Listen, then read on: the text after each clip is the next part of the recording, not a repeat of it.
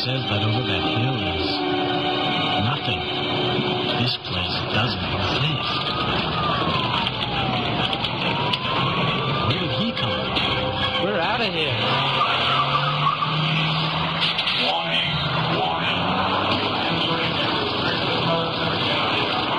Danger.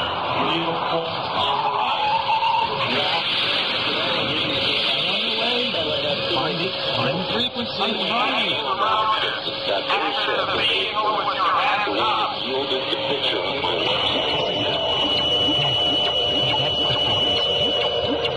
They are. How come I know so? What the hell is going on around here? Who are you people? Jones, do you realize what the ark is? It's a transmitter. It's a radio for speaking to God. Houston, this is Discovery. We still have the alien spacecraft under observance. Perhaps we need some outside universal threat to make us recognize this common bound.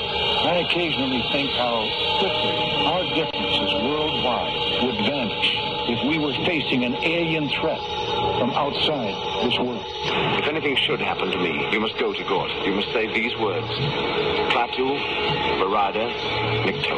Please repeat that. My heart is full of stars. The prisoner wishes to say a word.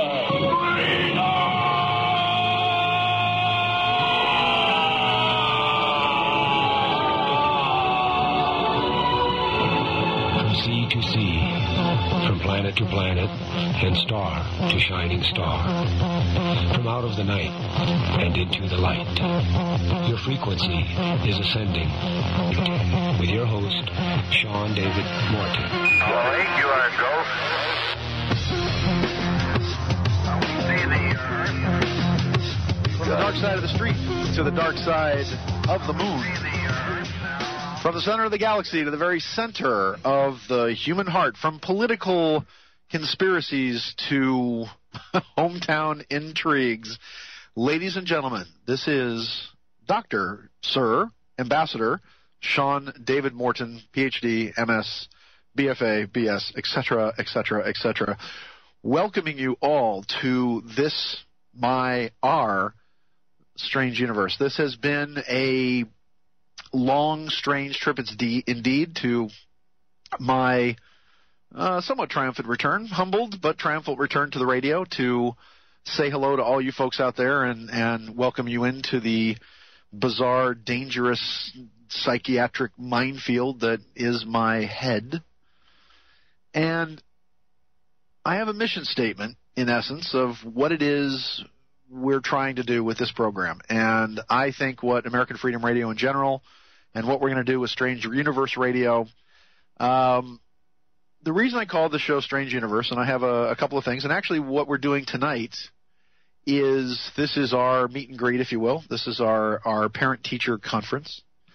This is you folks coming in to say hello and my saying hello to you. We do have it is a new moon in Virgo, actually, astrologically and astronomically speaking. The moon is void of course. Actually went void of course, I think, about 3 o'clock this afternoon, and will be void of course moving into Libra until sometime tomorrow. But with that said, we launched the radio show anyway. Void of courses are always difficult because you never quite know what is going to happen.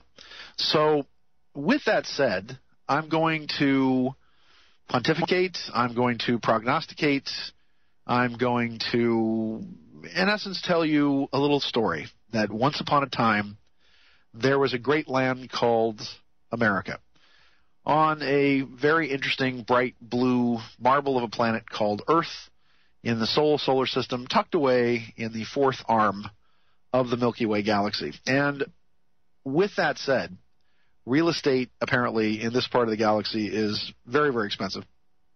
And there seem to be quite a few, shall we say, visitors, beings, angels, Elohim, Nephilim, ancient ones, beings from the past, beings from other dimensions, ultra-dimensionals, or should I say ultra-terrestrials from our present but from different vibrations and different realities, and even beings from our future that seem to be very, very, very interested in our fate and what's happening to us now. So I'm going to talk about the future. I'm going to make some predictions. I'm going to point out that there have been a number of predictions actually that I've just made recently that have come true rather spectacularly, I might add, including what was going on with Hurricane Irene and what just recently happened with the earthquake that we just saw.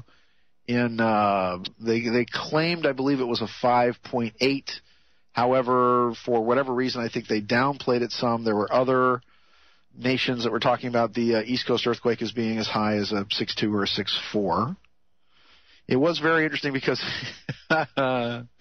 here on the West Coast, where we have professional earthquakes, where we have real earthquakes that do real damage and kill real people, there was a bit of a West Coast, East Coast, how do we say, a rapper feud, if you will, where on the West Coast there were some folks that sent me some very funny pictures that said, please turn your eyes away if you're squeamish.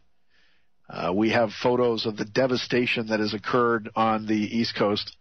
And the photos, of course, were one was a lawn chair that was tipped over.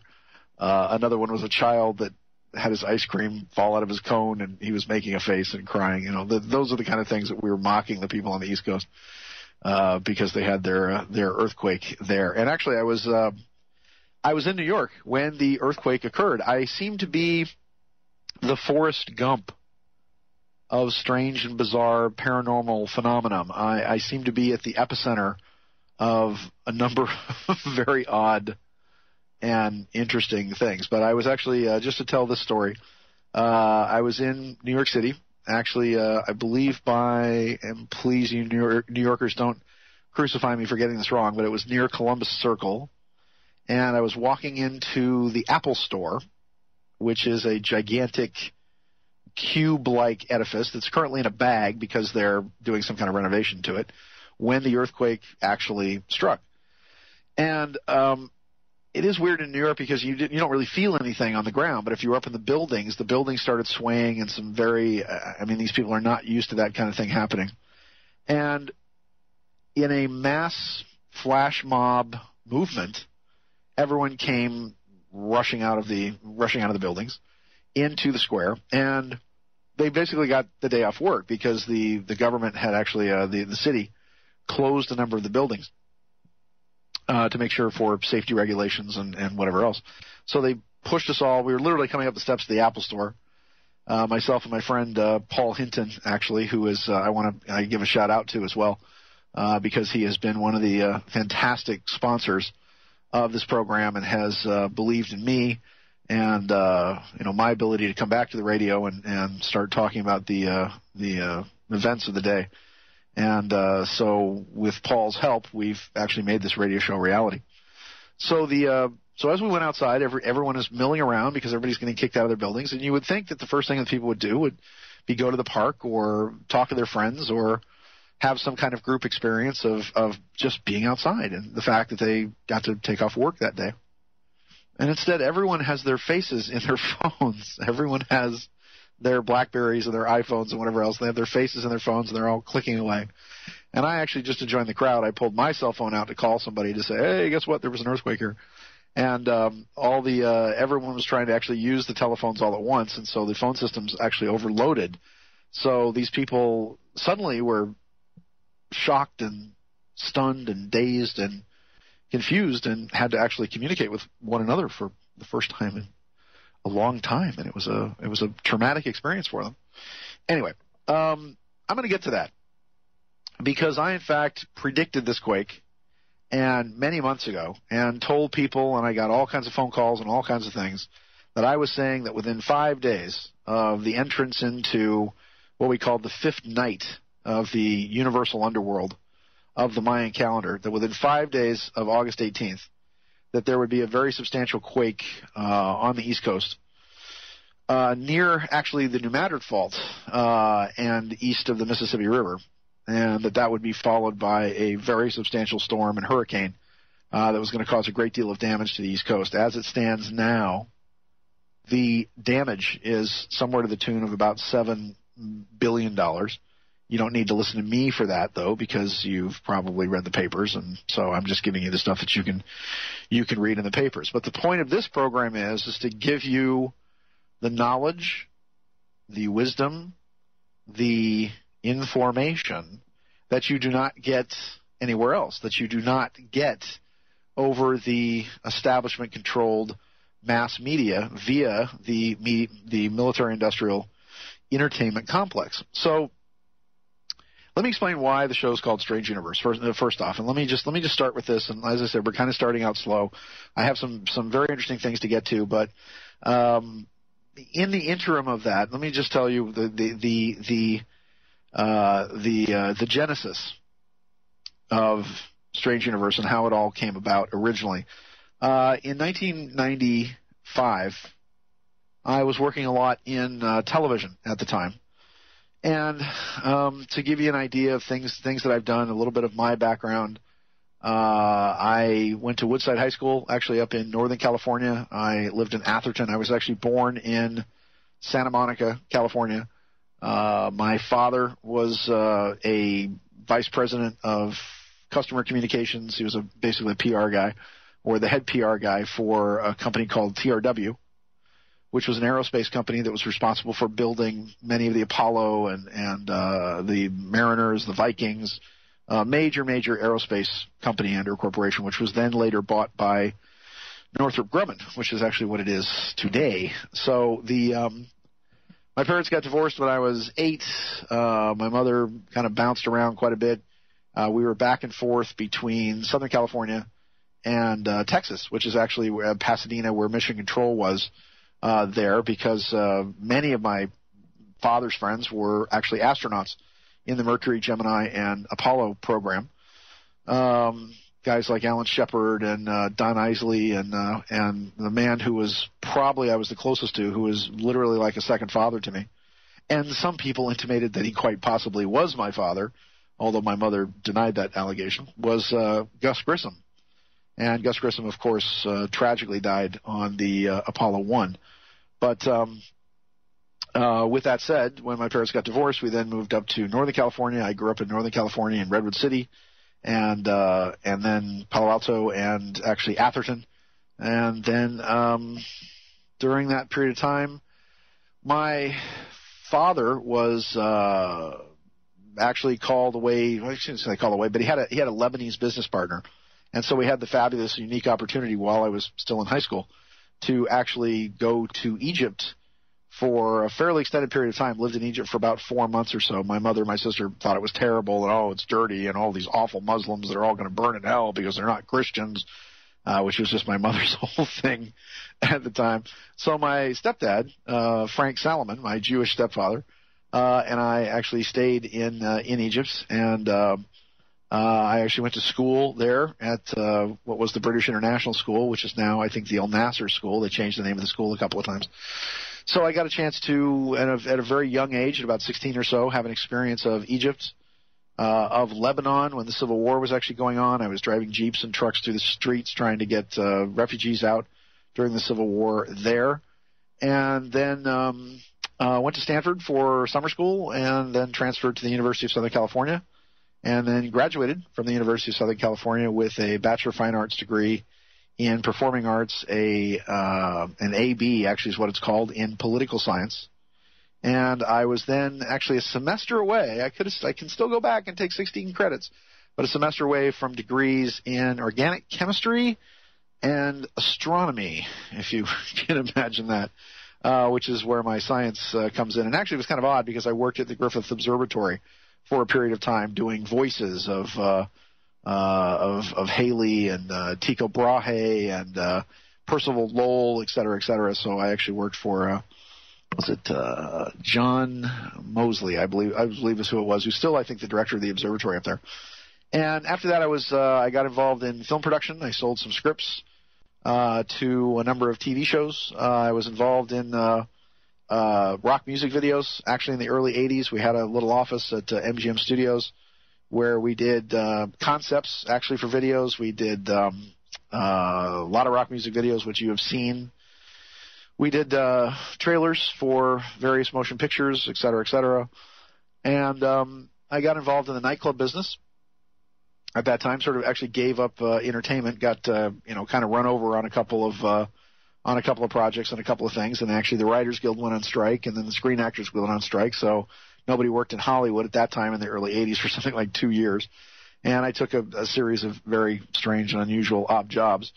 But I got involved in restaurants and nightclubs, and I was a disc jockey actually for many, many, many years at working nights actually part-time, just to kind of stay busy, and then working days trying to sell scripts and working at film studios and whatever else. And was partners in a club in downtown Los Angeles called Vertigo, was the name of the club, and which was eventually sold to Prince, oddly enough. And I'd used my intuition, if you will, to make a great deal of money in the stock market. I had studied remote viewing. I had developed my spiritual intuitive gifts over the course of a period of time. I bought stock in shoe companies like LA Gear, and actually, this is oddly enough, and this is absolutely true. I bought stock in a company called King World Syndication, and this was 3 months before 3 television programs went on the air: Wheel of Fortune, Jeopardy, actually with Alex Trebek. This was 25 years ago, mind you. And I saw a videotape of a very hefty black woman out of Chicago who was doing a talk show, a daytime talk show, and her name was Oprah Winfrey. And I saw this tape about 3 months before she went national, and I sank a bunch of money into this company, and it was basically a gold mine for a period of time. And I was one of the original investors actually in Oprah Winfrey. I hope to actually someday get to tell her that, be on her show or something and say, look, I knew you back when, and I not only did I know you, but I actually put money into your success and pretty much predicted what you were going to become. So with that said, I got involved in a nightclub, and the only reason I'm talking about this is because it led to other things. I got involved in this nightclub called Vertigo, which was a huge nightclub. We had, and I DJ'd there, and I was a partner in it. And we had one of our guys dating Princess Stephanie of Monaco, and I mean, just all kinds of nutty things happened. And something happened where we had a very tenuous lease with the woman that owned the space at the time. Myrna Myron actually was her name. We had a space called Myron's Ballroom, which was where we would have literally probably about 2,500 people a night on a Friday and Saturday in this club, which was a huge deal.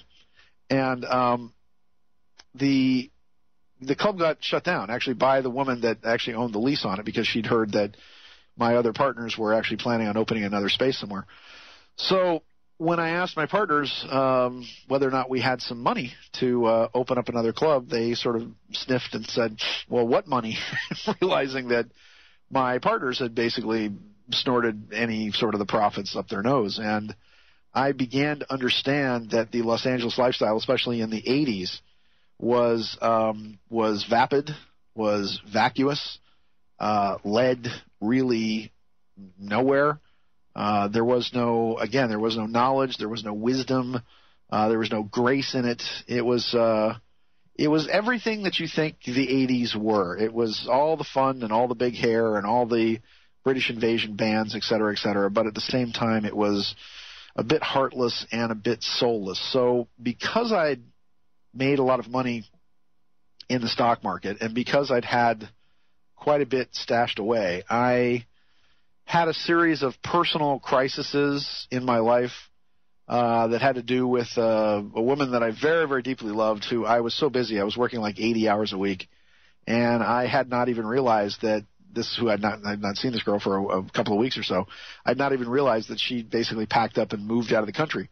And I actually had to find out from my little brother, who said, dude, you didn't know she left? No. Oh, wow. You're burned, man. What a burn. And in the process of this, I actually packed a bag and a stick and began to follow around the world. And I actually followed her to England to get some kind of closure on the relationship. And I spent some time in Ireland there. And then I went on to India, actually, to this was in 1986 or so, early in 1986, to attend a gigantic water festival there called the Kumbh Mela. And we'll talk about the Kumbh Mela at some point, but it's a huge festival that occurs when Jupiter and Saturn are in a particular interesting conjunction, which happens they're trying every 3 years, but this particular conjunction happens once every 20 years or so. I traveled to India and wound up actually not only having some adventures during the Kumbh Mela in a city called Hardwar in northern India, but wound up then moving up to a place called Dharamsala on the McLeod Ganj range, and it was there that the Dalai Lama was actually in residence, and I actually lived there for several months, and I worked at the orphanage there, and I got to study at the Library of Tibetan Works and Archives, which is there, and the Dalai Lama was actually in residence. And it was after a personal meeting with the Dalai Lama, there was always, I'll talk a little bit about it later on, I'm sure as the course of the show goes on, I'll refer to it over and over and over again. But after a personal meeting with the Dalai Lama, he was leaving the next day, and he had to go to Europe to do some fundraising and do some traveling because he obviously travels quite a bit. And I said, well, if you're going to go, I don't feel like my journey's over. I do not feel I have learned the things that I want to learn. I was very much on a quest to find God. And the Dalai Lama got this look on his face, and all I can tell you is if you've ever been in his presence and seen him kind of access this door that opens behind his head, that literally is like all of his past lives and previous existences, almost like Krishna presenting himself to the warrior Arjuna, saying, these are my billions of lives, and this is what I've had to go through to become what I've become. And he took out a book and a map, and he did a brief meditation, and he pointed, and he said, go there. And he pointed at this book, and it was a monastery called Tengbache. And one would think that getting a direct message of a mission or a purpose from the Dalai Lama would be a big deal. And, of course, my being the snotty kid that I was, I whined about it. I mean, I did have a Jewish stepfather, after all, so he taught me how to whine pretty well. And I said, really? That's really far, because it was up near the border of Tibet. It's still in Nepal, but right along the pass, actually, the very next hill over was Mount Everest, and was probably about one of the highest monasteries you could get to there. And I said, well, let me buy you some milk and a loaf of bread down at the store. Let me bring you back you a 6-pack of eggs or something. And, it's just right down the street. And he laughed, and then he left the next day, and I journeyed back down to Delhi, and then I flew to Kathmandu. And I took a train as far as I could go. I took a bus as far as I could go. I took an ox cart as far as I could go. And then I walked with a group of other people, some very funny Australians and some Germans, but we then walked actually the rest of the way. None of us taking a helicopter, none of us taking a truck, but we actually walked about 300 miles, trekking through the Himalayas to get to Tengbache. And if anybody ever tells you that trekking through the Himalayas is fun, you need to punch that person in the face, because it's not. All I can tell you is that as you're walking, your back is burning up from the sun and your front is freezing because there's not enough atmosphere to actually get through your body. So you'd have to turn around and walk backwards up these hills just to get the front part of your body warmed from the sun at the higher altitude. You have a headache every day, every moment from the altitude. It looks like you swallowed a box of Crayola crayons because your poop is a different color pretty much every day and you don't know why. And I finally got there. And I'm not going to go into this too much on this particular program to introduce, what it's all about, but I finally got there, and Rinpoche Lobsang Tundun, who was the head Rinpoche, the head High Lama, if you will, of the monastery, helped me, should I say, recognize that I had a past life or previous existence with with this particular monastery. And they said, you can stay. And you can stay as long as you want. You used to be a monk here. You got killed by the Chinese during a raid. And welcome home. So I stayed. I was there for about and actually, there's a very interesting thing, and it has to do with why I went when I did and what's happening to us today and how all of us fit into this amazing time of prophecy, this stupendous moment of the prophets, this period of time in which giants have incarnated among us, both good and bad, this final war of light versus darkness, and should we say the lords of light and order versus the dark beings of chaos and evil. And a lot of this quest that I was on, we were almost pre-programmed for it in a number of different ways. I still remember the first time when I went to Disneyland, and when I was very little. And my grandmother was Irish. She was from the old country. So, I mean, I must, by the time I was 8 years old, I must have been to Disneyland 100 times. My main goal in life was to do nothing but become a guide on the Jungle Boat cruise,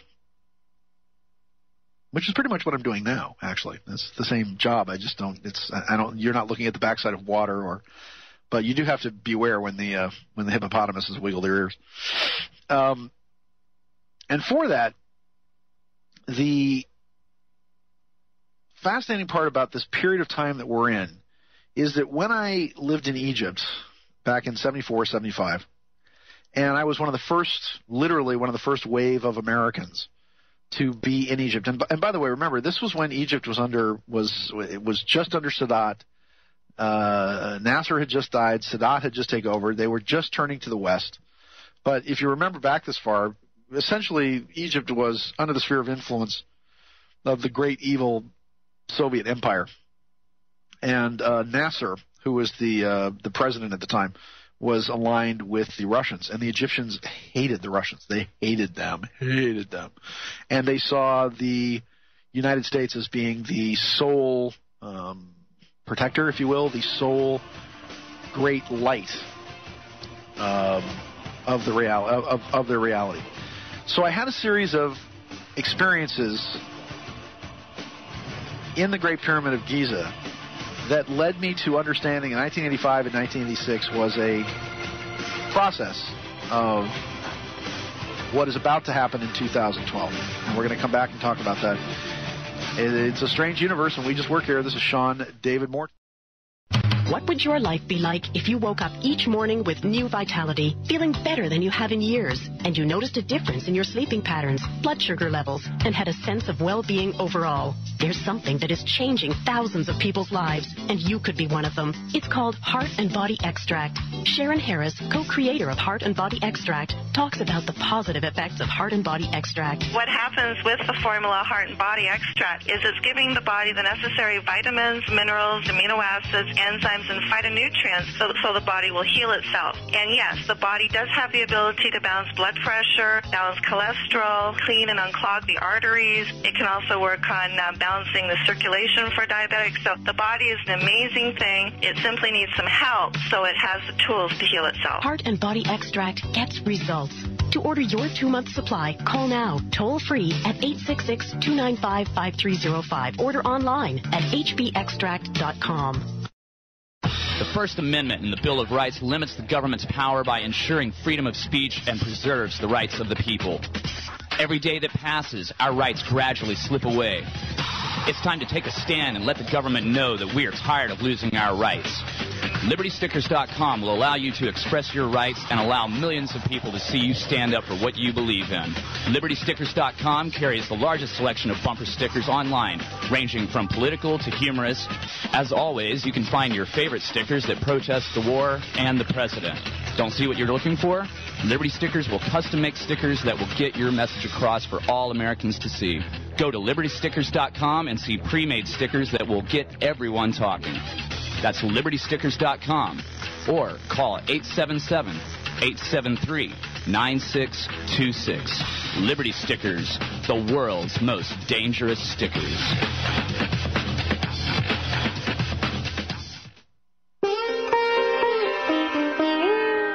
Follow Following a radiological or nuclear event, radioactive iodine may be released into the air and then be breathed into the lungs. Radioactive iodine may also contaminate the local food supply and get into the body through food or through drink. When radioactive materials get into the body through breathing, eating or drinking, the thyroid gland quickly absorbs the chemical. Radioactive iodine absorbed by the thyroid can then injure the gland. But you can protect yourself with use potassium iodide, which acts to block radioactive iodine from being taken into the thyroid gland and can help protect this gland from injury. To take advantage of very special rates, click on the banner at AmericanFreedomRadio.com. And don't forget our convenient delivery service, Ideal Health New Zealand, leaders in alternative health. That's AmericanFreedomRadio.com and click on the Ideal Health New Zealand button. Proudly brought to you by the VinnieEastwoodShow.com. Why buy long-term storage and emergency preparedness dried and dehydrated foods? Well, freeze-dried and dehydrated foods can be stored just about any place and will be ready when you need it. Like in the event of a disaster that disrupts transportation, grocery stores would be empty within 3 days. Bulk food purchases really make your dollars count. Buying in bulk, your cost per pound drops significantly. And it has 7 to 30 years long-term shelf life. No refrigeration is required either, so if the power goes out, your food is still safe. And you know, studies have shown that dehydrated foods are actually substantially more nutritious than either frozen or canned foods. The loss is only 3 to 5% of the original nutritional value of the food, without added chemicals or additives, making this method of food preservation by far the best choice for natural, healthy eating. So log on to emergencypreparednessdirect.com. You're listening to the future of talk.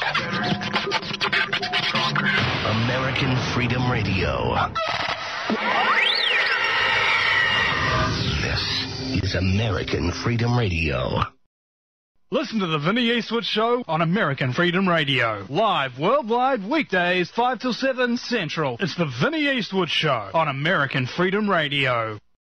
Planet and star to shining star. Oops, the music just kind of went away there. Well, so much for the cheap fade. Anyway, hey, welcome back. Sean David Morton. It's a strange universe, and we just work here. Folks, please keep your arms and legs inside the radio. Ding, you're free to wander about this strange universe. Anyway, all right, so there's me. And I'm telling you about my tale and my story and how we got here and how we got to whatever. And you're like, come on, Sean, get to the point. Get to at least the oblong end of the point of what you're talking about. By the way, that was theme music from Doctor Who and the 11th Doctor, Matt Smith, who I hope to meet someday. Big Doctor Who fan. Somewhat responsible for actually Doctor Who being played here in the United States. Okay, I'll tell you that story. If you are Doctor Who fans, by the way, I got addicted to Doctor Who actually when it was on a UHF station when I came down here to go to USC. And I used to watch it twice a day back when Tom Baker was actually on, actually played the Doctor. If those of you actually watch it on BBC America, it's the best show on television. And what happened was that I became a huge fan. We actually sponsored I was one of the people that sponsored one of the first Doctor Who conventions actually in 1981 in the United States. And it just so happened that I was working at KCET, which is the public broadcasting station here. And I was working for and with a woman by the name of Linda Lou Crosby, whose sister is Kathy Lee Crosby of That's Incredible and of USC and professional women's tennis fame. And I mentioned to KCT that they had a deal with Lionsgate, actually, at the time, and with BBC to show things like Monty Python and various British programs. And I said, there's this great British show called Doctor Who that you guys should be carrying, if you've got this deal with the British to air English programming. And they said, oh, yes, well, we've heard of Doctor Who, but we don't think it's possible to actually air it on American television. And I said, well, why? And they said, well, because it's divided up into 4, sometimes 5 half-hour episodes where, the Doctor gets in some kind of trouble, and then it's he, at the very end, his creature's got his hands around his neck or something, and, and then they cut it, and then you have to wait a week for the next episode. So they said, we don't think we can show something that's like episodic television. And I said, well, that's what we have editing for in the United States. I mean, we edit things. That's what we do. Why don't you take them And if you take a Doctor Who episode and simply edited out the cheesy endings and, the first part and the last part and whatever else, guess what? It comes out to 90 minutes. And then you guys could show them on Saturdays as sort of a, 90-minute, one episode of Doctor Who would be 90 minutes. And I'm not sure if they did it right then, but it was actually a couple of years later because I was such a big fan of the show that KCET actually started carrying the Tom Baker Doctor Who. And that's why, fueled by this convention that we did at the time, Elizabeth Sladen, who actually played Sarah Jane, sadly has just died. It was a terrible, terrible tragedy. She was very young, but she actually came out from England for the convention. So we'll talk a little bit about that. I mean, that's the other reason why I talk about Strange Universe is that, I'm a fan of science fiction, science fantasy, science fact, of comics. I was one of the people that was actually, we had one of the first shows on the Sci-Fi Channel, which is part of what I was going to talk about why we came up to Strange Universe and all this. So I'm getting to that process. I'm actually getting to where it is we're going to be, and then we're going to talk about the first hour is just kind of our, like I said, the teacher conference, our meet and greet. Have yourself some Jammy Dodgers and some Jelly Babies and some cookies.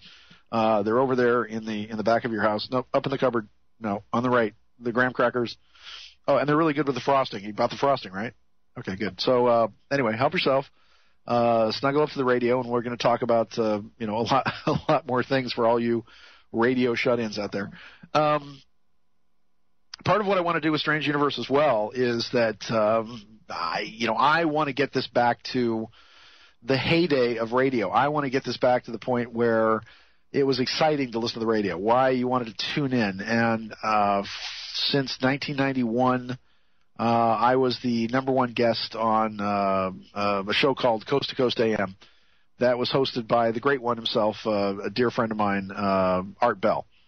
And those of you who may not have known this, but with my reports from a phone booth in the freezing cold from out in front of a burger stand called the Little Ailey Inn in the town of Rachel, Nevada, with a population of approximately 18, from out at Area 51, began a phenomenon that became known as the Art Bell radio show, or Coast to Coast AM at that time, that graduated to the point of where, at its height, Coast to Coast AM had 26.4 million listeners, and Art Bell was the number one radio host in the late night time slot. He literally ruled the night with about 500 affiliates, both in the United States and all across the world. And there was an excitement to that program, and I was the number one guest on that show, and I would be on the program. At the latest, I'd be on about every 3 months or so.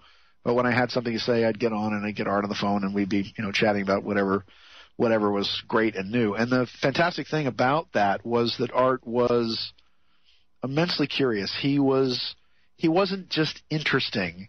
Interesting people should be taken out and shot, because interesting people are people that basically just bore you with about how interesting they are, and I'm interesting and this and that, kind of like I'm doing now. So I get to be interesting for about the first hour or so. But he was interested.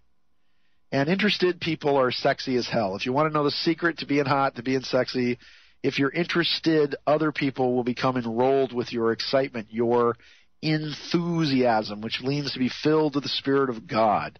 And that enthusiasm then drags you along with them because you are interested. Now you're fascinated by a particular topic. You get other people involved in it. And because Art had a passion for this, because he was interested on a regular basis, because he asked the right questions to satiate his curiosity, his fantastic style. It was a joy. It also helped too that when I would submit questions to him, he would actually pay attention to the questions and actually ask me the questions that I was prepared to answer. Unlike his successor, who seems to just pull monkeys out of his behind to ask questions specifically to throw the guests off. And in essence, it's not going to bag on anybody else. I'm just going to say that Coast to Coast AM now, in its massive destructive decline, has maybe, 1 million listeners, possibly, or 1 million potential listeners, with less than 400,000 regular listeners. And that comes from the president of the network, by the way. So what I want to do with this program is that with the predictions that I made, with the analysis of astronomy, of astrology, of Nostradamus, of my own intuitions, my own psychic ability to see around a couple of corners or so, and my interest and fascination in the fields of once again, everything from new science to ancient history to conspiracy fact, if you will. I don't want to call it conspiracy theory because the conspiracy theorists are always right. They are always right, and they're always proven to be right because it just takes us a little longer because we cannot rely on the regurgitated bile that is spoon-fed to us by the military-industrial entertainment complex that wants nothing but to kill you, nothing but to harm you. And again, I do not want to make this a political show at all.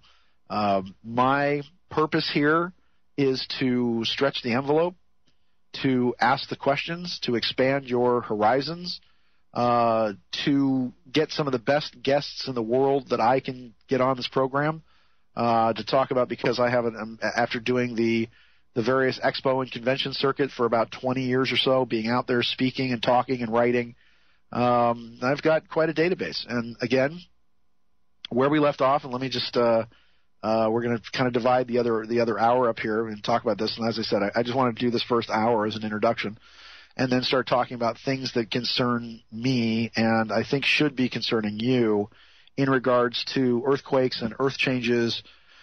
Good news and bad news. I mean, it's not. I am not here to instill you with fear.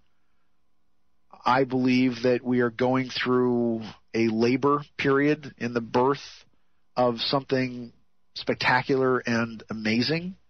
I think that if we just get through the next 10 years or so, actually, theoretically, if we get through to August of 2025, when the planet Pluto actually then moves into Aquarius, it'll be very, very interesting to see how the whole new age or the new world begins to mold itself around the fantastic new paradigms of all is one, life has purpose, God is love, the Mayan core synthesis, if you will, of what they view as our future as we dance at the end of time, moving up to December 21st of 2012. We're also going to be talking about October 28th of 2011 this year. There are things literally within the next couple of months that are earth-shattering predictions as well, including a comet that is going to eclipse the sun on September 26th, 27th, and 28th. I mean, there is a reason why I have braved the wilderness, if you will, of luminous weeds,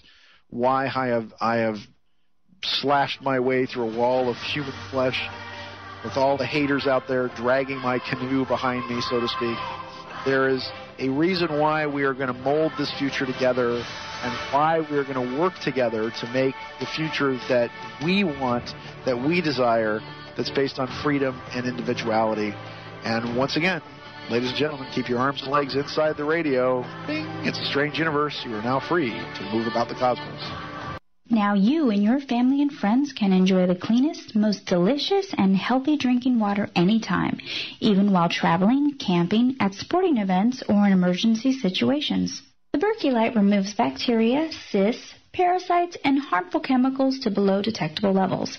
It also reduces nitrates and unhealthy minerals like lead and mercury, while leaving in the beneficial and nutritional minerals your body needs. Berkey Light is so powerful, it can even purify raw, untreated water from remote lakes and streams. And the optional PF2 filters even remove fluoride. The Berkey Light LED, with its rechargeable lighting system, can be used as a nightlight or camp light.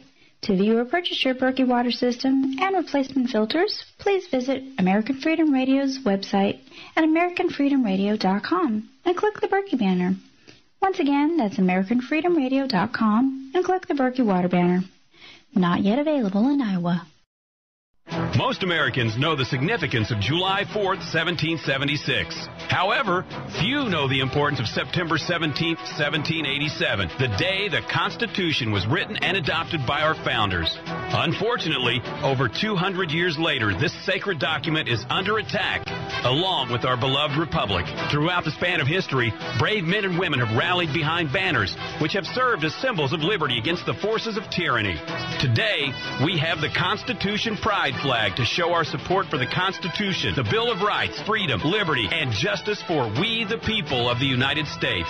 Now available at www.1787flags.com. Get your very own Constitution Pride flag today and receive a free pocket Constitution with your order. www.1787flags.com, the official website of the Constitution Pride flag. That's www.1787flags.com. Are you suffering from issues related to angina pain, high blood pressure, congestive heart failure, unbalanced cholesterol, irregular heartbeats, clogged arteries? If so, you are not alone. Millions of people are suffering from one or more of these problems. If you'd like to live your life free of sickness, pain, and fear, live your life with increased vitality, energy, and youthfulness, and experience your body healing itself, then this might be the most important message you'll ever hear. An effective 100% organic nutritional supplement is now available. Heart and Body Extract is an exclusive formula of wild-crafted and organic herbs. It is extremely effective and starts to work within days. Get your Heart and Body Extract today by visiting heartandbody.com or by calling 866-295-5305, 866-295-5305, or heartandbody.com. What would your life be like if you woke up each morning with new vitality, feeling better than you have in years, and you noticed a difference in your sleeping patterns, blood sugar levels, and had a sense of well-being overall? There's something that is changing thousands of people's lives, and you could be one of them. It's called Heart and Body Extract. Sharon Harris, co-creator of Heart and Body Extract, talks about the positive effects of Heart and Body Extract. What happens with the formula Heart and Body Extract is it's giving the body the necessary vitamins, minerals, amino acids, enzymes, and phytonutrients so the body will heal itself. And yes, the body does have the ability to balance blood pressure, balance cholesterol, clean and unclog the arteries. It can also work on balancing the circulation for diabetics. So the body is an amazing thing. It simply needs some help so it has the tools to heal itself. Heart and Body Extract gets results. To order your 2-month supply, call now, toll-free at 866-295-5305. Order online at hbextract.com. News and information you can trust. This is American Freedom Radio. Freedom. American Freedom Radio. American Freedom Radio. Listen to Time for Him, hosted by Casper Leach. Afternoons, Monday through Friday, 12 p.m. to 1 p.m. Central. Only on American Freedom Radio. Calling All Angels, Train, one of my favorite bands from San Francisco. That song, oddly enough, all the mysteries of the universe are in that song by Train, Calling All Angels. They're talking about chemtrails. They're talking about energy coming out of your television set. They're talking about the great conspiracy to instill fear. Patrick Monahan, who's the lead singer of that group, is very much tuned in.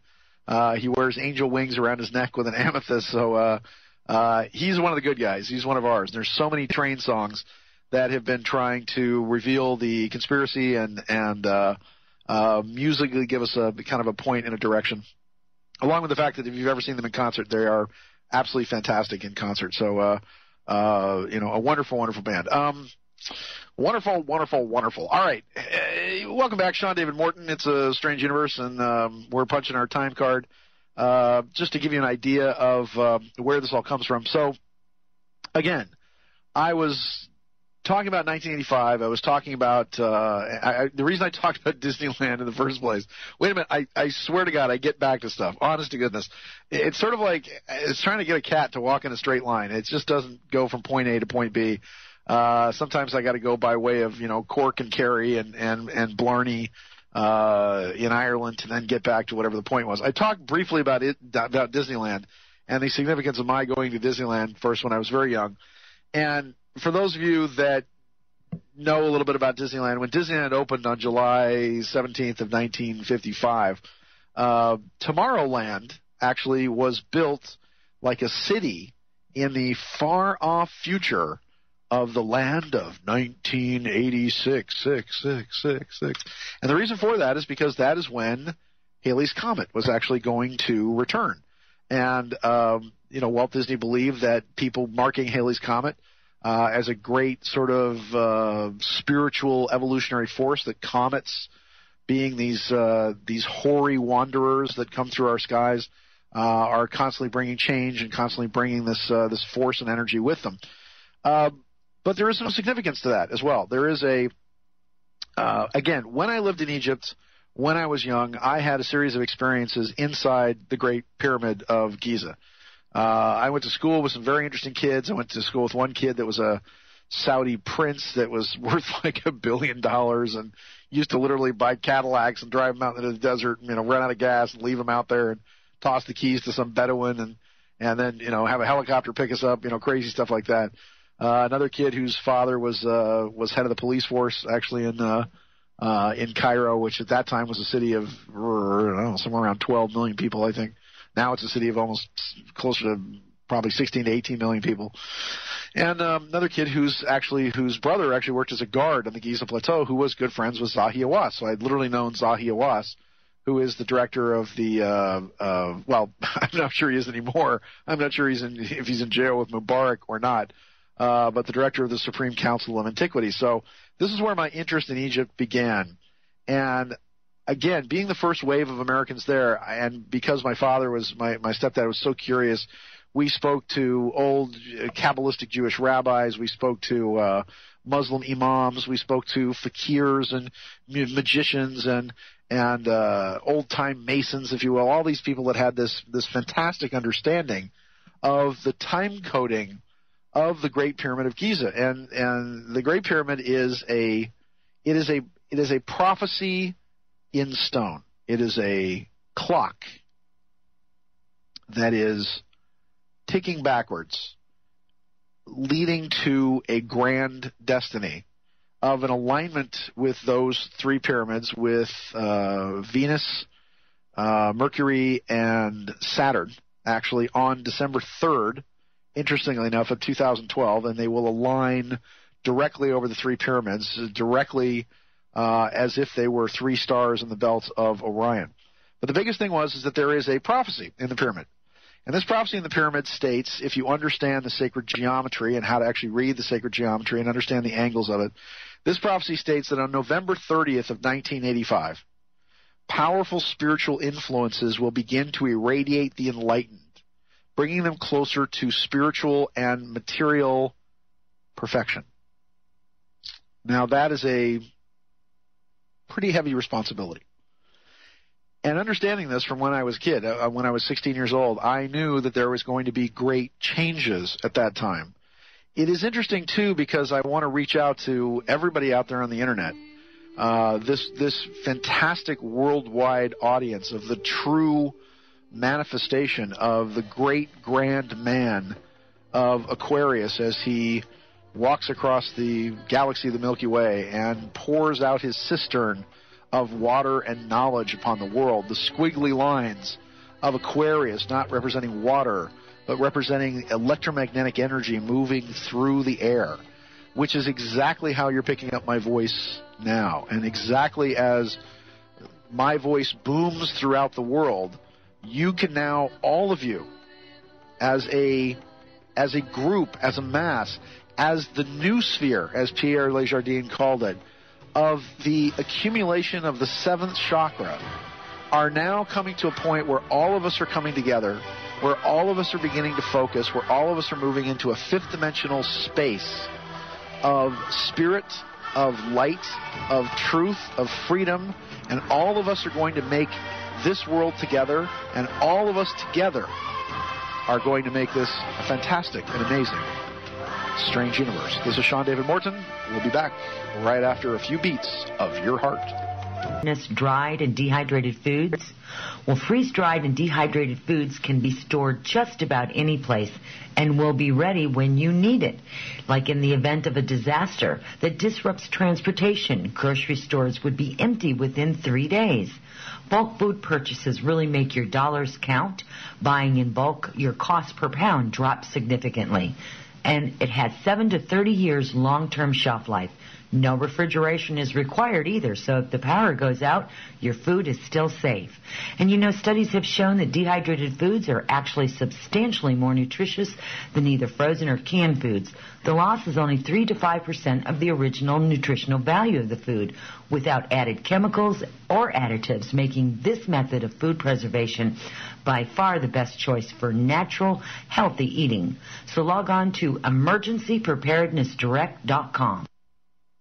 Do you realize every day we are being put under constant stress from wireless radiation? What's worse is that you don't even know that it's happening. It puts as much stress on our body as if we had a constant viral infection, draining our energy and sapping our strength, or just making us irritable and fatigued. These wireless fields are being emitted from computers, microwaves, mobile phones, power lines, and any electrical appliance. Now there is a solution. A group of research engineers in New Zealand have come up with an active shielding device that shields you from wireless radiation at a cellular level. Blue Shield comes in 3 models, a household, portable, and USB that plugs into any computer. The great thing about Blue Shield is it is very affordable and guaranteed to last. A one-off purchase will see you being protected for years to come. Visit AmericanFreedomRadio.com and click on the Blue Shield banner. Blue Shield, brought to you by the VinnyEastwoodShow.com.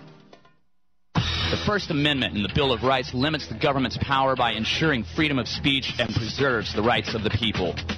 Every day that passes, our rights gradually slip away. It's time to take a stand and let the government know that we are tired of losing our rights. LibertyStickers.com will allow you to express your rights and allow millions of people to see you stand up for what you believe in. LibertyStickers.com carries the largest selection of bumper stickers online, ranging from political to humorous. As always, you can find your favorite stickers that protest the war and the president. Don't see what you're looking for?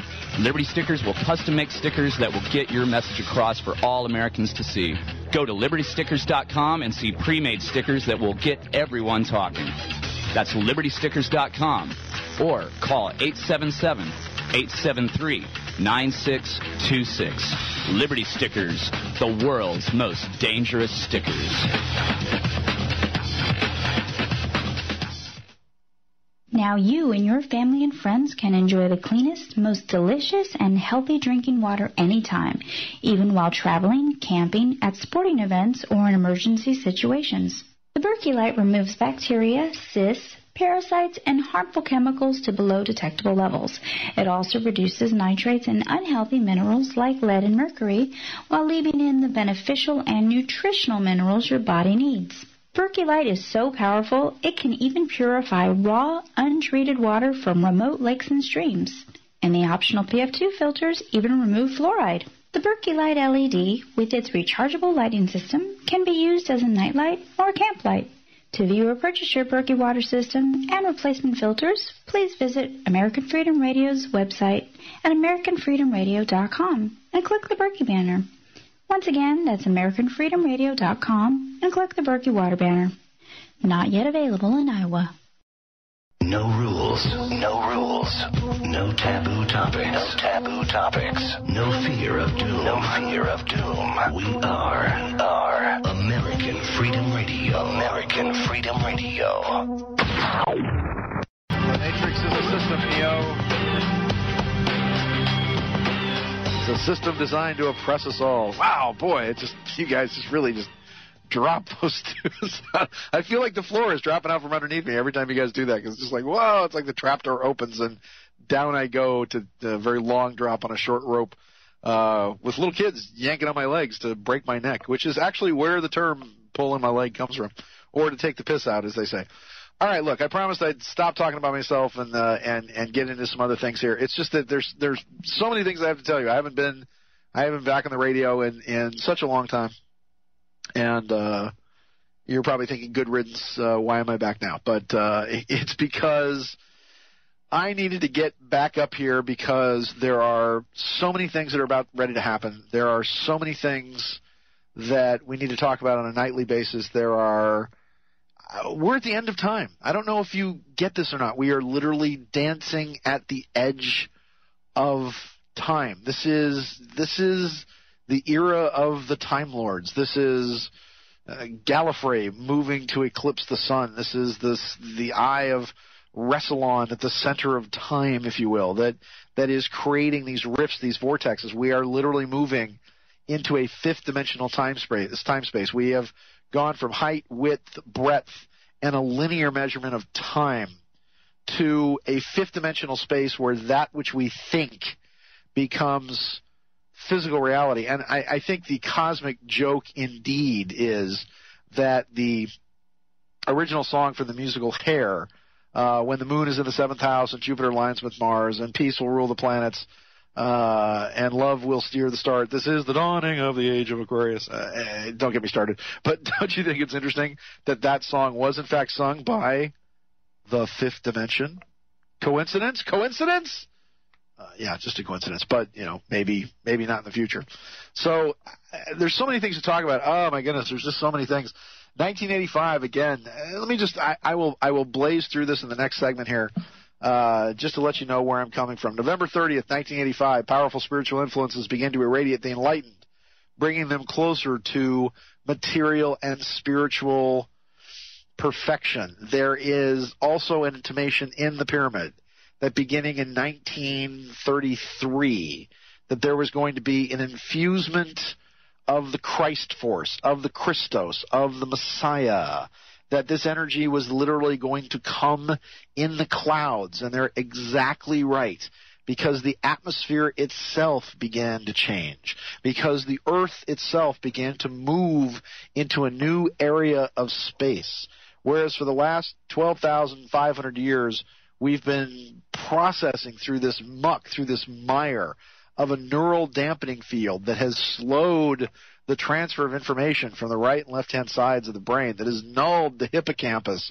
into this goo-like state of existence of just the material realm in which we live, denying us our royal past, if you will. Not the fact that we all, fell from the trees like monkeys, if you will, or as monkeys fell from the trees, but that we are in fact a star-spanning species, a galactic striding humanity that has come to this planet from all of these different spaces and all of these different worlds that make us the most powerful beings in the universe because of the diversity of the genome here, because of the mixing of the various races, because of the rises and falls of various societies and civilizations, which quite possibly on other planets they don't have. I mean, imagine a civilization where there'd never been a famine or never been a war, or be kind of like going to, UC Santa Barbara for 4 years, I suppose, where you learn how to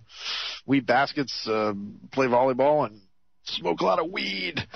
So this Christos began to emanate in the clouds, and on November 30th of 1985, these powerful spiritual influences were going to bring in a new wave of children, if you will. The children of, I guess you would call them the blue ray, because we've got the blue ray kids, the violet ray kids, and then the indigo kids.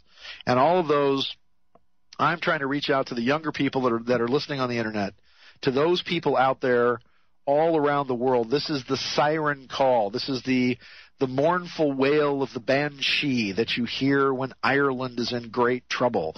This is the klaxon, if you will. This is the Star Trek alert warning that lets you know that things are about to end. Everything is going to process through. Everything is going to boil us down to this end date in 2012 that is going to not be.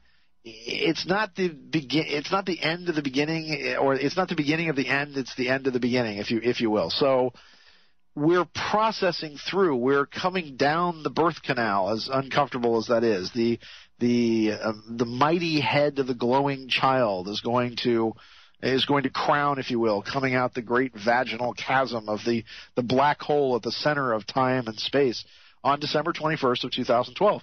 But there are so many things happening before then. So as we process through all this, again, the Strange Universe television show. Let me get all the way back to that. Okay, Disneyland, Tomorrowland, the world of 1986, in the future. And I come out of the University of Southern California. I've got my degrees. I sell some actually a script to a TV show called Buck Rogers at that time. I start working with a guy named Gene Roddenberry, or should I say was good friends with Gene Roddenberry at the time. Writers Guild goes on strike. Screen Actors Guild goes on strike. I get into rock music videos. I get into the nightclub business. I'm very successful at it. I make a bunch of money in the stock market. I leave it all behind in late '85 to basically travel around the world for a year. I study with I live in India. I study with the Dalai Lama. I get involved with some adventures in Ireland and England, actually, with something called the Green Stone, which is a whole other thing that we're trying to eventually make a movie out of. And as it stands, particularly, I then wind up in Dharamsala. I have a meeting with the Dalai Lama. He tells me to go to this monastery. I go to the monastery. They say, "Welcome home. You were here. You were killed. You were a young boy here, 15, 16 years old, and we're murdered by the Chinese, basically. And now you're back, and you can stay." And it's just, and the one thing that's the most fascinating to me is that for as outrageous as that story was, and having actually lived through it, and I was the person that thought it was the most outrageous. I mean, I thought the whole time everybody was just pulling my leg, or they wanted money or something. But it was the thing about the people in the East, and especially in places like Nepal and India and in these Eastern cultures. They have a very mundane view of what we would consider the miraculous and the amazing. And to them, okay, you're a monk and you were here and you were killed and now you're back. There you go. That's Tuesday for them. So when I was there for about 8 months or so, and I studied with them. And believe me, I was just a lowly novitiate.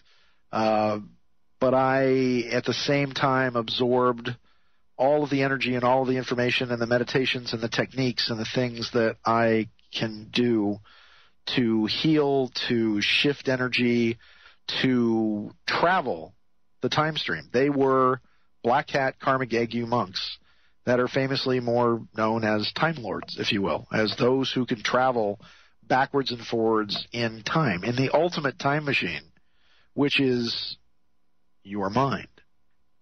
And so, with this said, after I came back to Los Angeles, and this was a interesting thing because Rinpoche said, you're going to have it hard. You're going to have it very difficult. You're going to be a person that is going to speak the truth, and people will attack you, and they will hate you, and they will be jealous of you.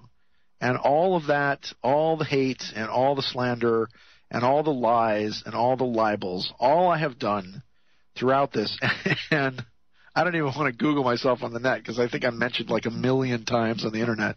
And all I have ever done is tried to do the right thing with people. All I have ever done is try to be the hero. And again, I am of the considered opinion that villains exist to waste your time. And if it wasn't for Dr. Octopus, I'm sure Spider-Man would be the mayor of New York. If it wasn't for the Red Skull and Baron Zemo, I'm sure Captain America would be president of the United States. And if it wasn't for the Mandarin, Tony Stark would be the Secretary of Defense. And if it wasn't for Skynet and the T-10,000, the Terminator would be the governor of California. Oh, wait a minute. That happened. So, okay. I don't know how to explain that one. Anyway. That's right. I'd like to be governor of California. It was very fun. So with that said, again, in 1995, actually in the 1990s, let me just give you a little bit more background here. In 1989, I was part of a scientific team that went and ultrasounded a place called the Dulce Archuleta Mesa. And the Dulce Mesa was where all the cattle mutilation phenomenon began. And a team of people, including myself, Dr. Fred Bell, Dr. Jim Delatoso, Paul Shepard, some various people, along with an abductee named Krista Tilton, who identified a Colonel Richard Doty, who worked out of the Air Force Base in outside of Albuquerque. Oh goodness. I forget the base. I'm sorry. I had a brain wipe there for a second. But identified him as this person that actually ran an underground facility at the Dulce Mesa. And we physically proved it was there. I mean, we proved it was an underground facility that was connected to a series of train tubes or train lines or jet tubes, if you will, that connected it to a much larger facility. As part of that, in 1990, I was part of a documentary that was executive produced by Joe Randazzo, in which we spent about, I think, 4 months or so doing nothing but humping equipment around the world and doing something called UFO Contactees. If you believe that UFOs exist now, here's what they have to say. And we went and interviewed every contactee, abductee, scientist, researcher. Somebody had a dog barked at a UFO. We went out and talked to them. We were in the fields in England when the modern crop circle phenomenon was beginning, with the circles forming literally around us, like feet away, watching these amber gamblers, as they called them, in the sky, forming these circles. We went to Canada. We went to New Jersey. We went to Switzerland and met with Billy Meyer, and I became very good friends with his son Methuselah. We went to Italy, up and down Italy. We went to Spain and spoke to Dr. Anthony Ribera, who actually co-founded the Calypso Foundation with Jacques Cousteau, and they pinned a medal on him as a national treasure. This man had written 60 books, and he was in contact with a race of extraterrestrial beings called the UMO that were actually giving scientific information to scientists across the world, like Alex Gautier, who discovered the AIDS virus. There was all kinds of stuff that was coming literally from extraterrestrial sources. It was from this that we interviewed a scientist by the name of Bob Lazar, who said he worked at a place called Area 51, which I had heard of from years ago, from friends, actually, that I grew up with, like Gordon Cooper and Gus Grissom and Edgar Mitchell and Alan Shepard and all these guys talked about what at that time I think was called the Dogtown Strip. But as all the weird stuff that was at 51, Gus Grissom used to say that they were just spam in a can. No Bucks, no Buck Rogers. They were just the monkey, that all the real stuff was being done at Area 51, all the anti-gravity and, not just all this rocketry crap that got our guys up to the moon. And that may have been one of the reasons why Gus was killed, because Gus was literally in line to be the first man on the moon. But as this progressed, we did this documentary in 1990, which became a 13-part series, founded a magazine called UFO Library Magazine. Unfortunately, Joe Randazzo's house then got blasted out by the floods, actually, in Huntington Beach. As that progressed on, I actually worked on with a fellow by the name of Art Maturo and Jim Carbonetti, with Dr. Franklin Rule, who I absolutely promised to have on this program because he is fantastic. I would like to actually have him on as my first guest within the next couple of days or so. But Dr. Franklin Rule had the first original show on the Sci-Fi Channel that was produced out of a garage in Sylmar, which is this kind of seedy little suburb of sort of north and west of Los Angeles. And we had a show called Mysteries from Beyond the Other Dominion was the name of it. We'd go out and do crazy things like, did you know clams are from Venus? That sort of stuff. And did you know that there was a mummy behind the captain on the Titanic, which is why it sank, because of the mummy's curse? And, we do ghost stories and all kinds of crazy things. But Mysteries from Beyond the Other Dominion, Dr. Franklin Rule had a cable show, local cable show in Santa Monica, and that's where they got him as the host. And he's a fantastic, fantastic old guy.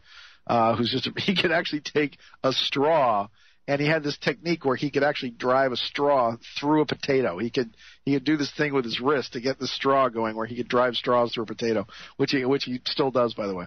So Mysteries from Beyond the Other Dominion, and then I had a pilot with Sci-Fi at that time, which was called Declassified, which is a conspiracy show that talked about the Dulce Mesa and the various connections between the John Lennon assassination by Mark David Chapman and the Reagan assassination attempt by John Hinckley Jr. and all kinds of crazy things about how the gun was switched and that Hinckley used a 5-shot 38, but 9 shots were fired at Reagan, and this whole thing, George Bush was behind Sr., et cetera, et cetera. So oddly enough, this then led to my giving I was for the last 20 plus years, actually ever since 91, I believe it'll be my 20th anniversary, actually speaking at the New Life Expo with my very, very good friend and brother Mark Becker in New York City. I've been speaking literally at this expo 3 times a year, I think, for the last 20 years. But Mark flies me to New York, and I have this fantastic fan base of people there. And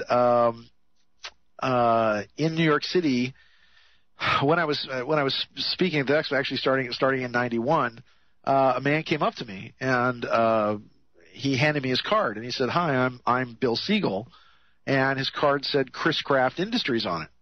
And I said, "Oh, thanks, Bill. Nice to meet you, but well, I'm not exactly in the market for a boat. Can't exactly afford a boat." And Bill said, "No, Chris Craft Industries. We just bought a TV network called UPN, the United Paramount Network, and we'd like you to come work for us." And this was kind of an amazing thing for me because I had been friends with Gene Roddenberry. I had met Gene Roddenberry when I was a kid. Actually, he did my dad, working for TRW, had done a number of panels about science and the future. He belonged to a number of charitable organizations like the Vikings and whatever. And so when I was a kid, I got to meet people like Isaac Asimov and Ray Bradbury and Rod Serling and Gene Roddenberry, all talking about the science fiction, how much it was real, and of course, the one that used the most of the technology that was coming at us was Gene Roddenberry, who had consulted with TRW and Northrop and all these companies about where we were going.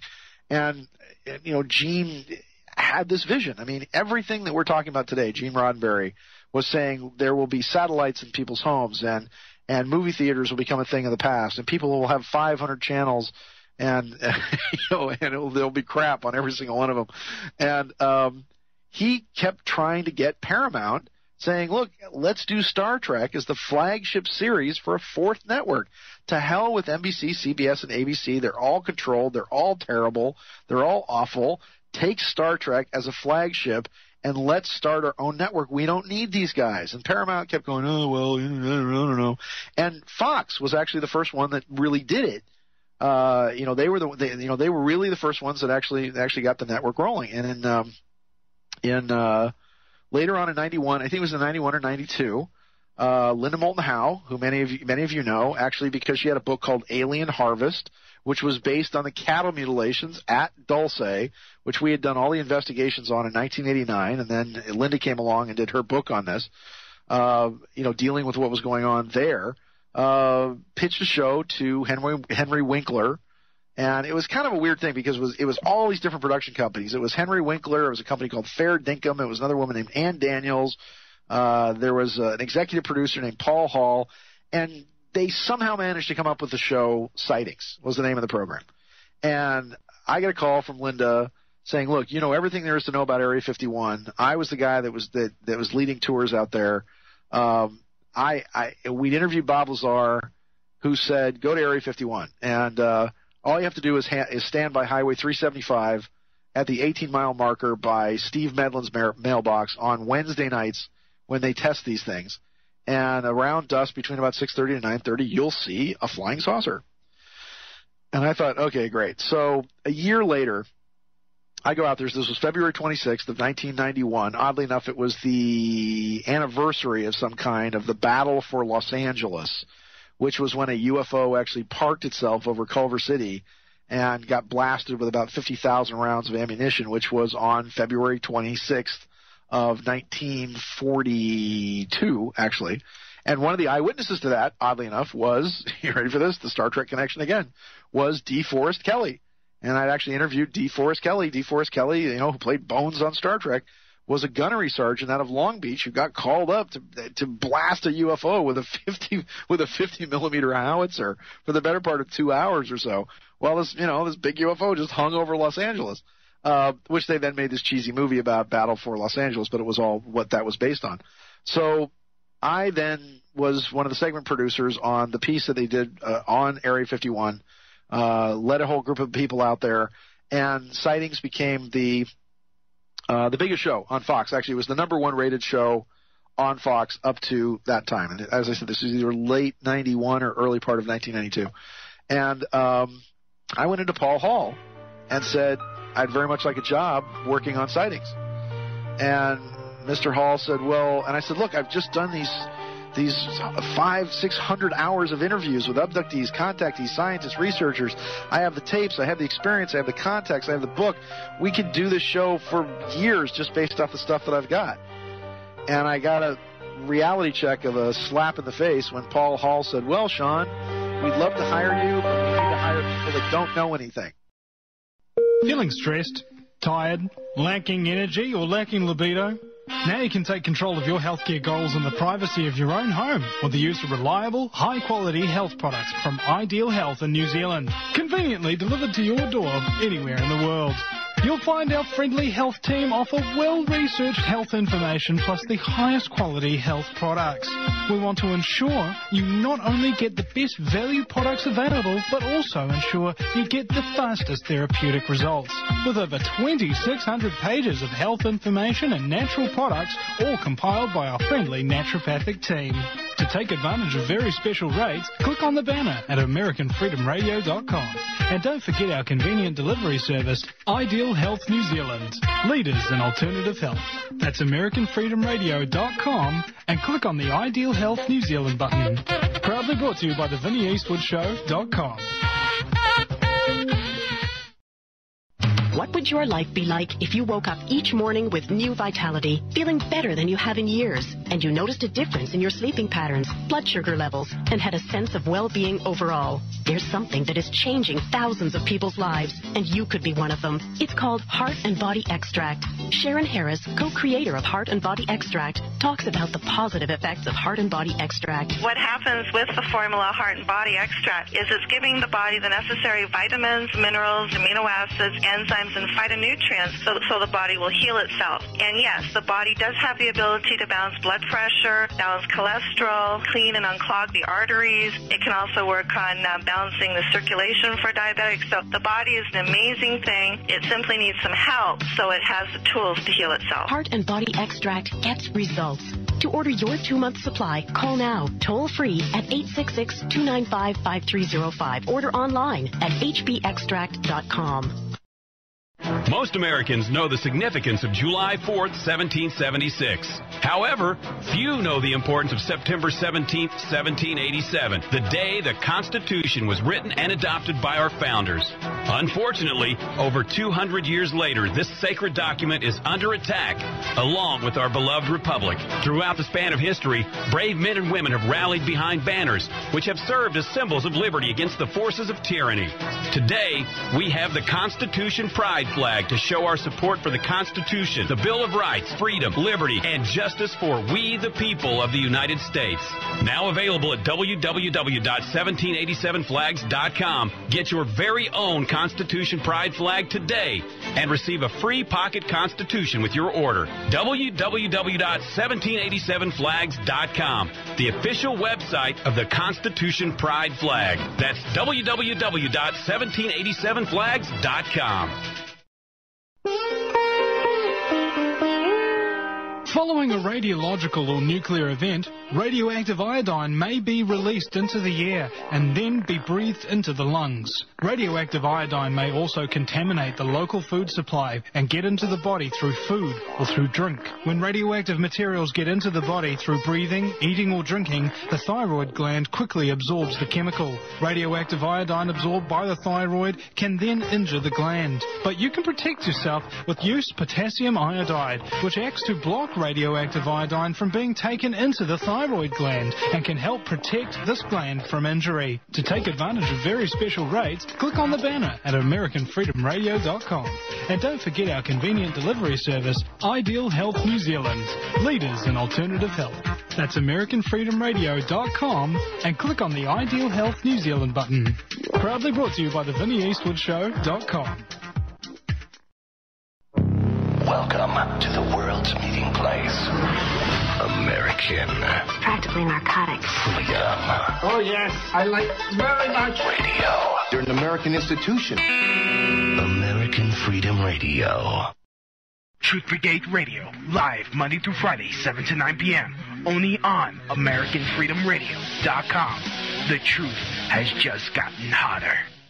Welcome back. It's a Strange Universe, and we're flying without a net here into the center of the galaxy, into the center of the sun, into the center of the human heart. So, Sightings went to go work for Sightings, only to be told by Paul Hall, who's the executive producer, thanks, Sean, but we need to hire people that don't know anything, were his exact words, which is probably why I wound up in radio. So I was a little shocked, a little hurt by that.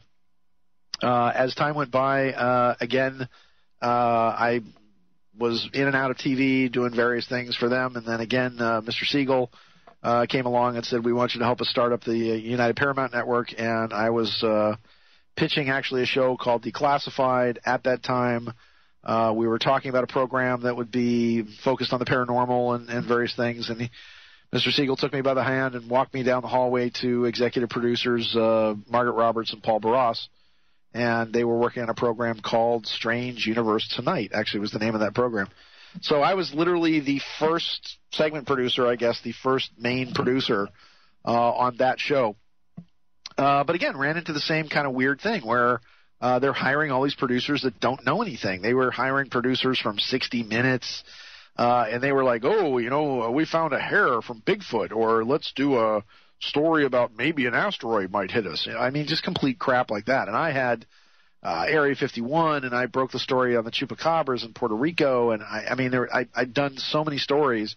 They did 5 pilot episodes, actually, for Strange Universe, trying to get the we had a news guy from Sacramento, and we had another woman that was a former Miss America, Miss Iowa or something like that. And eventually it boiled down to Emmett Miller, who is a superb host. He's kind of got this multiracial thing going on. He's like part black, part Filipino, part Asian, and fantastic guy, wonderful, wonderful guy. And Emmett Miller eventually became the host. He's actually the anchor on KTLA Channel 5 here in Los Angeles, actually, for the I think the noontime news here. But Emmett hosted the show, finally settled down on it, and Strange Universe became a nightly, what they call strip show, which is a nightly news magazine that literally was the cutting edge. I mean, I just went through an old archive of programs of Strange Universe, and it's amazing. Every single one of these stories, even though they were done close to 15 years ago, is still, you know, right on the edge today. And no matter what that network did to screw it up, Strange Universe actually lasted for almost 3 years, actually, even though they came in and they put on Moesha and Brandy and Vibe, and they started putting all this kind of black programming on, which was really weird considering that Star Trek Voyager and, you know, the brothers just aren't that into the science fiction. So it was a very weird dichotomy of what it was they were trying to do with the program. And poor old Strange Universe got shoved back to 11:30. They got shoved to midnight, you know, when it could have been one of the most popular shows on TV. And, of course, after my stint on Strange Universe, I went on to work as a freelance producer for a show called Hard Copy. And myself and my buddy Wayne Darwin, who was my director, got in all kinds of trouble because we broke things like, oh my goodness, you know, the conspiracy behind the murder / assassination of Princess Diana. That's if she's dead, he says with a knowing wink. We did things on TWA Flight 800, which basically proved that an errant missile by the military actually shot down a civilian plane, and what the hell were they doing shooting off missiles directly off the coast of New York? And we got in all kinds of trouble. And they had a segment for us called The X-Man, that was going to be voiced by Don LaFontaine, you know, the guy who does the movie trailers until he died. You know, in a world, there's a man with a dog in a town. And, you know, that guy. And the head of the network said, oh, my God, what are you doing? Because somebody actually noticed us because we were on from 7:30 to 8 right after Entertainment Tonight. And we were the second biggest program in syndication at that time. But you could get away with all these kind of hard-hitting conspiracy news shows because it was always sandwiched in between Sybil Shepherd dated Elvis and Madonna's lesbian love kiss du jour. So, you know, every single time we had to get to a point, and then there was stuff I did with Geraldo for a show called Now It Can Be Told, and then I continued to pitch ideas to a program called Unsolved Mysteries, and Bob Kevitt was the producer there. And probably the only reason I didn't actually get to work at Unsolved Mysteries is because, you know, Bob Kevitt kept stealing all my shows and all my ideas, and actually I was involved in the early stages with the Alien Autopsy with Ray Santilli and all that. So I have all this background and all these things from sort of behind the scenes. So I desperately missed the concept of Strange Universe. I desperately missed the idea that the fact that it's a universe that encompasses everything in the universe. the fact that we can delve into, and we will on this program, delve into alternative science, conspiracy, drama, entertainment, political aspects of the various things that are going on. So anything is fair game, and I hope to actually build this program into something to regain the throne, to actually be the true and proper heir to the 26+ million people out there that used to every night tune into their radios in the dark of night before they went to sleep and listen to a program called Coast to Coast, back when it meant something, back when it had a host that wasn't a milksop, back when it had somebody that cared, back when it had somebody who was interested rather than interesting, back when it had someone that bucked convention and basically just didn't give a flying F at a rolling donut as to, what people thought. And that's a big thing to live up to. And I think he's been missed. And I think the decline of his program has been really a nightmare. Really, it's really been hard for me to watch, considering I know all the players over there, and I know the politics, and I know the garbage that's involved in that. So, with that being said, and with my talking about these things, and again, I'm going to be on tonight. I'm actually going to be on this week I'm going to be on tonight and Tuesday. Wednesday, the lovely and amazing Carrie Cassidy comes in with Project Camelot. I'll be back on Thursday, and then Friday I have a prior commitment, so maybe they'll run this show again. God, I hope not. But they'll run this program again of me blathering on about various stuff and things. So, but again, the challenge here is that I promise you that with the help of some donors and some benefactors out there, because nobody on this network is getting paid, kids, I might add. Maybe the board ops are getting paid, and maybe the people that run the network are getting paid with advertising, but certainly the hosts are not. So I'll have some books for you out there for you to buy, and I need to send some props out to a couple of people. First off, I want to mention my good buddy Paul Hinton. Paul is in New York. He couldn't listen. He's sort of indisposed right now. But Paul Hinton is a good friend that has been a contributor and a benefactor, and has actually financed the setting up of our website. We're trying to get a hold of people like Keith Rowland, who used to run Art Bell's website. Dr. Russell Kerr, who is the chairman of the Information Technology Division at the University of Southern California. We're going to talk to him about putting up one of the best websites that you've ever seen on this. So that's going to be under construction under Strange Universe Radio, strangeuniverse.com, of all these various things. Also, some dearly remembered and dearly departed people, Turner Hicks, who was a great friend, and he just passed away a couple of weeks ago. Barbara Yates, whose funeral we were going to on Wednesday. Barbara will be sorely missed because she was one of the great pioneers of this. She literally was out watching UFOs back when they were out at Giant Rock in the desert of the 1950s. For the last almost 60 years, she has had monthly salons at her home where she opened her home up to people like me to go speak and talk to people there. And she just passed away last week, and it was a great, great tragedy for so many people that loving Barbara Yates passed away. And I look forward to celebrating her life and her existence actually at the wake, at the memorial service we're going to have for her on Wednesday. Also, I know that his family probably isn't listening, but I just want to say this is because he, again, if you remember people, they never die. If you have a place where their energy and their essence exists in your heart, then again, it is believed that they never die. And that is my very, very good friend, Ambassador Naldo Rosilio. And Naldo was one of the most gracious, generous people. He looked like a wise old man with a long beard and long hair. He used to wear a pyramid on his head when he would come to the New Life Expos in New York. He knew that I was having some financial problems last year and basically just handed me an envelope full of money and said, here you go. I know you're hurting right now. I know you need some help. Completely unbidden. He said, look, you told me to buy gold and silver when nobody else told me to buy it. And, I'm very well off because I took your advice. So, here's a piece for you.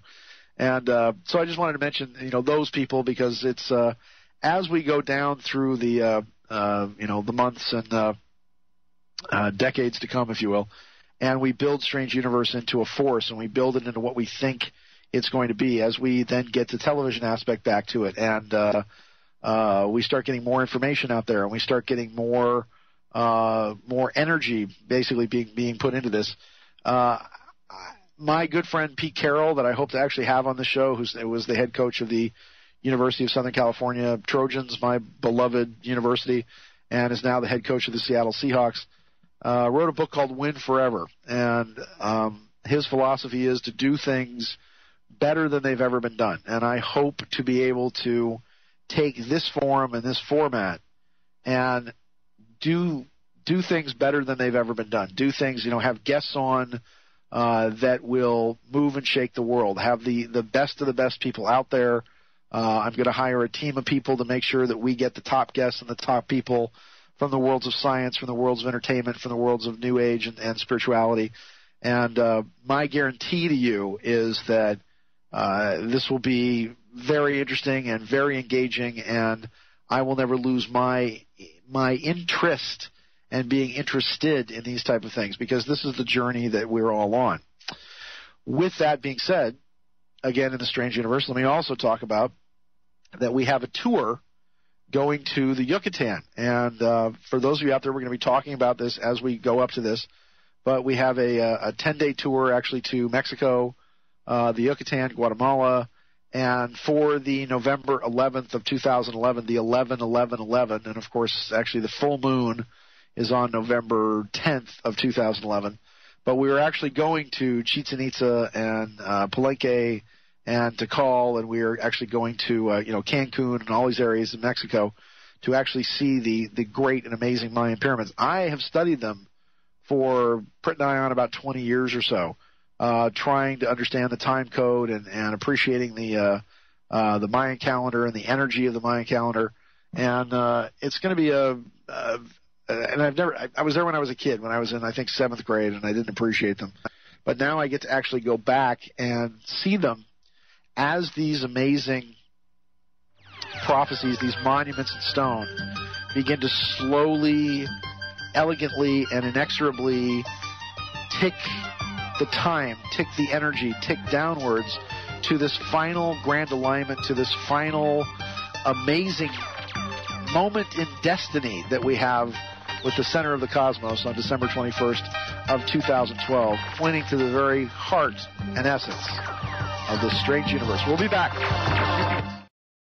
Now you and your family and friends can enjoy the cleanest, most delicious, and healthy drinking water anytime, even while traveling, camping, at sporting events, or in emergency situations. The Berkey Light removes bacteria, cysts, parasites, and harmful chemicals to below detectable levels. It also reduces nitrates and unhealthy minerals like lead and mercury, while leaving in the beneficial and nutritional minerals your body needs. Berkey Light is so powerful, it can even purify raw, untreated water from remote lakes and streams. And the optional PF2 filters even remove fluoride. The Berkey Light LED, with its rechargeable lighting system, can be used as a nightlight or a camp light. To view or purchase your Berkey water system and replacement filters, please visit American Freedom Radio's website at AmericanFreedomRadio.com and click the Berkey banner. Once again, that's AmericanFreedomRadio.com and click the Berkey water banner. Not yet available in Iowa. Why buy long-term storage and emergency preparedness dried and dehydrated foods? Well, freeze-dried and dehydrated foods can be stored just about any place and will be ready when you need it. Like in the event of a disaster that disrupts transportation, grocery stores would be empty within 3 days. Bulk food purchases really make your dollars count. Buying in bulk, your cost per pound drops significantly. And it has 7 to 30 years long-term shelf life. No refrigeration is required either, so if the power goes out, your food is still safe. And you know, studies have shown that dehydrated foods are actually substantially more nutritious than either frozen or canned foods. The loss is only 3 to 5% of the original nutritional value of the food, without added chemicals or additives, making this method of food preservation by far the best choice for natural, healthy eating. So log on to emergencypreparednessdirect.com. Do you realize every day we are being put under constant stress from wireless radiation? What's worse is that you don't even know that it's happening. It puts as much stress on our body as if we had a constant viral infection, draining our energy and sapping our strength, or just making us irritable and fatigued. These wireless fields are being emitted from computers, microwaves, mobile phones, power lines, and any electrical appliance. Now there is a solution. A group of research engineers in New Zealand have come up with an active shielding device that shields you from wireless radiation at a cellular level. Blue Shield comes in 3 models: a household, portable, and USB that plugs into any computer. The great thing about Blue Shield is it is very affordable and guaranteed to last. A one-off purchase will see you being protected for years to come. Visit AmericanFreedomRadio.com and click on the Blue Shield banner. Blue Shield, brought to you by the VinnieEastwoodShow.com. Are you suffering from issues related to angina pain, high blood pressure, congestive heart failure, unbalanced cholesterol, irregular heartbeats, clogged arteries? If so, you are not alone.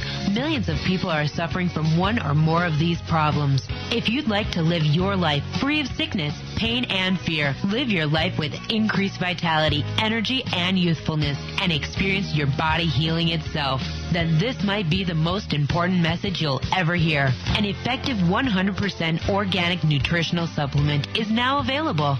Heart and Body Extract is an exclusive formula of wild-crafted and organic herbs. It is extremely effective and starts to work within days. Get your Heart and Body Extract today by visiting heartandbody.com or by calling 866-295-5305, 866-295-5305, or heartandbody.com. Online, all the time, your gateway to the world. AFR! American Freedom Radio. Give it to them. Truth Brigade Radio, live Monday through Friday, 7 to 9 p.m. Only on AmericanFreedomRadio.com. The truth has just gotten hotter. And welcome back in. Permission to come aboard this strange universe. Enter the door. Enter the heart of the maelstrom. And welcome back. So, again, we are going to the Yucatan in November. You can check out a couple of things. Actually, DivineRevelation.com is, Divine Travels. Actually, DivineTravels.com is the website that you can actually get in contact with. It is actually putting the tour together. DivineTravels.com. Dr. Susan Shumsky is actually putting the tour together. I will be a happy volunteer actually on that tour. But again, if you want to truly understand the Mayans and the Mayan culture, if you truly want to understand the end of time and their calendar, this is your chance actually before all these various alignments occur. I think on December 21st of 2012, I will probably be in the Yucatan because I want to witness the once in a lifetime or once in 26,000 years generation of the actual alignment of the sun with the ball court at Chichen Itza, which is supposed to herald the end of time. Okay, a series of events are occurring that I just want to wrap up the show with and talk specifically about what's going on. I did, and again, we will be taking phone calls, and we will be, in future programs. I just wanted this to be just you and me, baby, to be just us, to be a nice, wonderful, intimate moment in the bathtub with some strawberries and a glass of champagne. Just me and you, just snuggling up with the strange universe on the radio. So, welcome, baby. Yeah, welcome back. Nice. That's a nice pair of pajamas you're wearing. So, but I just wanted to be us for this evening to just kind of let you know where I'm coming from. My goal is to enlighten and entertain, to bring you the truth with style and a smile, to try to allow you to bask in the warm glow of my sunny personality, and vice versa. And we'll be opening up the phone lines. As I said, I'm on tonight, Tuesday. The magnificent Carrie Cassidy and Project Camelot is on Wednesday, and then Thursday, I think also Jordan Maxwell is going to be joining the fantastic lineup of radio hosts and DJs on American Freedom Radio. But right here on Strange Universe Radio right now, on the Strange Universe Radio Network of American Freedom Radio, a couple of things. There is and let me just wrap this up by saying that, again, part of my specialty has been prognostications of the future, of political, social, economic, earth changes. My study of remote viewing, one of the pioneers of remote viewing with Dr. Elizabeth Targ, who was my girlfriend actually for a long time, who's the daughter of Dr. Russell Targ, who was one of the pioneers of remote viewing. Actually, we just figured out how to use remote viewing to gamble and win a bunch of money. What was later called associative remote viewing. But again, I started out this entire thing as a psychic, as an intuitive. My PhD is actually in psychology with a specialty in therapeutic counseling, which gives me another aspect of this. I've got a degree in theology as well, so we're going to be talking about religious topics and the Book of Revelation, and I've been at this a long time. And as I said, maybe with the success of this radio program, I'll be able to start up my newsletter again, the Delphi Associates newsletter that I did for 17 years, I think since 1993. And then unfortunately we had some financial mishaps, and in which I went broke, along with a lot of other people that were involved in a investment club that had a trader that was trading our money, that decided he didn't want to take my advice and actually not use the psychic input that I was giving him, because he said it would have been fiscally irresponsible of him for him to take my advice, because what I was predicting for the financial markets back in 2007, I believe it was, actually as far back as 2006, he said was ridiculous and absurd, and it would have been fiscally irresponsible of him to invest the way I told him to invest. And he did the exact opposite of everything I told him, and basically lost everybody's money. And I've been dealing with with that situation ever since. But we're also going to be talking to people like coming up, people like Michio Kaku, people like Mike Barrow with his book The Choice, and the co-author of Dark Mission.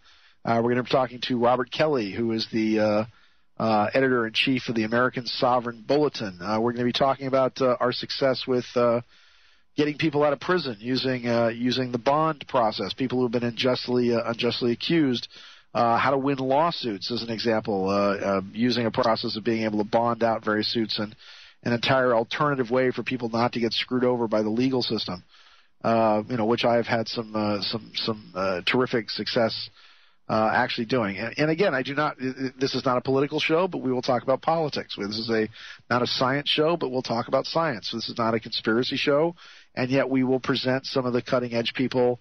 We've got the 10-year anniversary of that hoax they called 9/11 coming up, which is going to raise a big deal. So all of these things I promise you, are coming on Strange Universe. I am going to use my considerable contacts, my considerable